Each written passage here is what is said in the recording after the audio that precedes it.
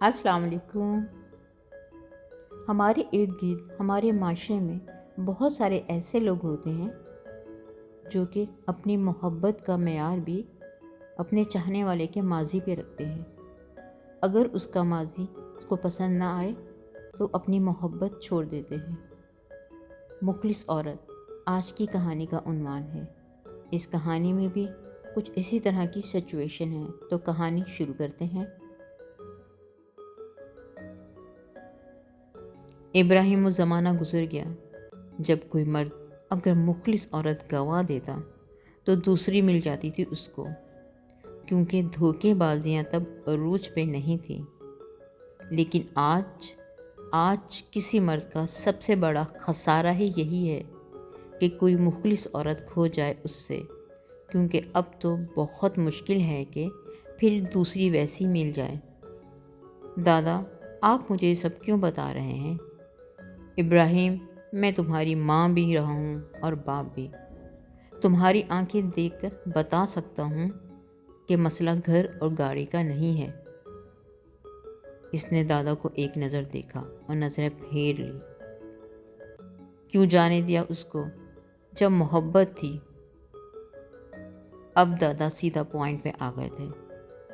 اس کا ماضی صاف نہیں تھا۔ کیا وہ بدکار تھی؟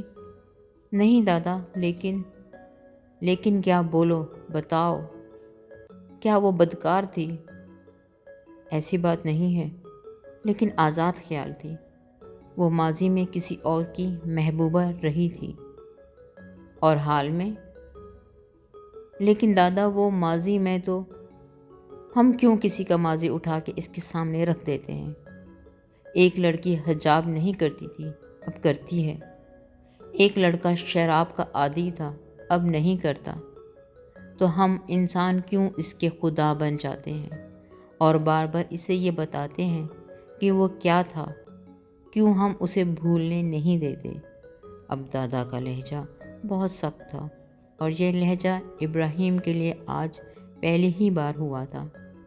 ابراہیم، مرد اگر محبت کرتا ہے نا تو ایک بدکار کو بھی اپنا لیتا ہے، اور پھر کبھی اسے یہ یاد نہیں کرواتا کہ وہ کبھی بدکار تھی، حتیٰ کہ اسے ایسی عزت دیتا ہے کہ وہ خود حیران رہ جاتی ہے۔ مجھے نہیں لگتا کہ عزیز مصر نے کبھی زلیخا کو یاد کروایا ہوگا جو کچھ وہ ماضی میں کر چکی تھی۔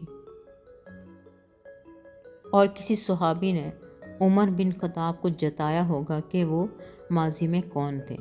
دادا کو روکتے ہوئے اس نے پوچھا، دادا، کیا وہ واپس آئے گی؟ تم کوشش کر کے دیکھ لو۔ واپس آ گئی تو تمہاری خوش بختی ہوگی، ورنہ سمجھ جانا کہ جس کو خدا مل جائے اسے پھر کسی کی طلب نہیں رہتی، اور اسے خدا مل گیا ہے۔ ماضی میں ہم سب سے کوئی نہ کوئی کہیں نہ کہیں غلطی ہوتی ہے، اور ہم اپنی غلطی کو بھلا کے ہمیشہ دوسروں کی ماضی پہ نظر رکھتے ہیں، اور ان کے ماضی میں کی ہوئی غلطیوں کی سزا ان کو حال میں دیتے ہیں۔ اس کہانی میں بھی کچھ ایسا ہی تھا۔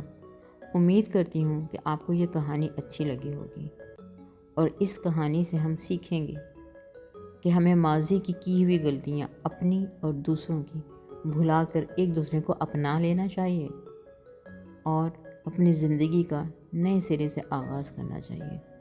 اگر ہم ماضی میں زندہ رہے تو ہم زندہ نہیں رہ سکیں گے۔